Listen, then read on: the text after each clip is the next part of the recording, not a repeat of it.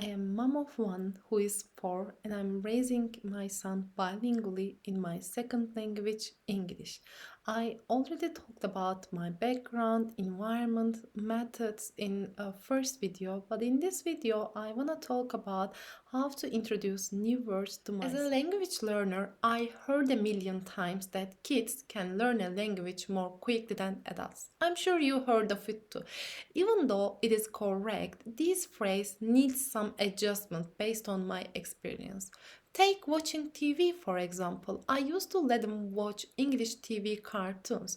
Even though he was exposed to native English speakers, he never spoke by only watching these cartoons. Not seeing any progress in him in his language skills makes me come up with different idea which I think is fundamental to every success. I am talking about repetition. Even though their brain is like a sponge, they can pick up on things quickly. They need a little push. And this push in our side was repetition. Repeating every word, every sentence was a game changer in our. In today's video, I want to talk about how I introduce new words to my son. First, I start off by finding words. There are two paths that I'm taking based on the word, whether or not I'm familiar with it. If I know this word, I can make the sentences off top of my head, which is an easier. If I don't know the word, it needs some effort. First, I write its meaning with a couple of examples that might be used in real life and learn the way how native speakers are using it. After I internalize this word, it is time to incorporate it into our daily life. I tried different methods to introduce it to my son, but none of them worked as good as playing. You can choose any game based on what your kid enjoys doing most. For us, it is playing with stuffed animals.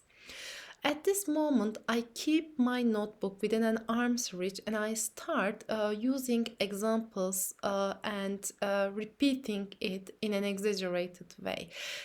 Since kids really likes repeating things, I'm just giving him a word that I want him to repeat. And in this way, we're having fun together and it doesn't feel like we are learning anything or we are doing something obligatory. I mentioned watching TV in the beginning of this video. Let me address what we change in the way we watch TV. Since I'm not a native speaker of our target language, I want him to be exposed to native English speakers every now and then. Watching age-appropriate cartoons is an excellent choice to make it happen. Come to think of it, even though I want him to listen to native English speakers, I don't want him to watch TV for a long time. I'm a big advocate of less screen time for young kids. Also doing my best in this manner, as you can imagine. I want to get back to the main point before it gets off topic. As a first thing to do, I set the timer for 20 to 30 minutes. I use timer because we used to lose track of time easily in the past. What I mostly do, rather than accompany him watching TV, is to say what we heard out loud. I do it by exaggerating it to draw his attention, and this, as a matter of fact, this method works for us like a charm, and I started seeing progress in his language.